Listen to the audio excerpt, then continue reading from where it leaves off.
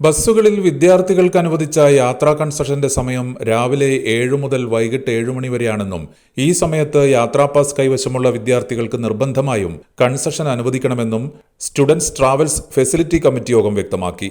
വൈകിട്ട് 6 മണിക്ക് ശേഷം ചില ബസ്സുകളിൽ വിദ്യാർത്ഥികൾക്ക് കൺസഷൻ അനുവദിക്കാത്ത പ്രശ്നമുണ്ടെന്ന് യോഗത്തിൽ വിദ്യാർത്ഥി പ്രതിനിധികൾ ഉന്നയിച്ചു. പുതുതായി ജോലിയിൽ പ്രവേശിക്കുന്ന ബസ് കണ്ടക്ടർമാർക്ക് കൺസഷൻ സമയത്തെക്കുറിച്ച് അറിവില്ലായ്മയുണ്ടാകാമെന്നും കണ്ടക്ടർമാർക്കിടയിൽ ഇത് സംബന്ധിച്ച് അവബോധം നടത്താമെന്നും ബസ് ഓപ്പറേറ്റേഴ്സ് അസോസിയേഷൻ പ്രതിനിധികളും അറിയിച്ചു. കൂത്തുപറമ്പ് നിർമ്മലഗിരി കോളേജ് ബസ് സ്റ്റോപ്പിൽ ഇരിട്ടിയിലേക്കുള്ള ലിമിറ്റഡ് സ്റ്റോപ്പ് ബസ്സുകളും നിർത്താറില്ല.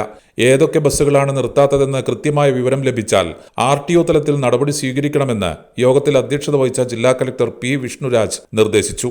യോഗത്തിൽ regional transport officer ES Unnikrishnan, joint RTO K. Vinodkumar, motor വാഹന വകുപ്പ്, പോലീസ്, KSRTC വകുപ്പ് പ്രതിനിധികൾ, വിദ്യാർത്ഥി സംഘടന, കണ്ണൂർ ജില്ലാ bus operators association, parallel college association, bus operators welfare association പ്രതിനിധികൾ എന്നിവരും പങ്കെടുത്തു.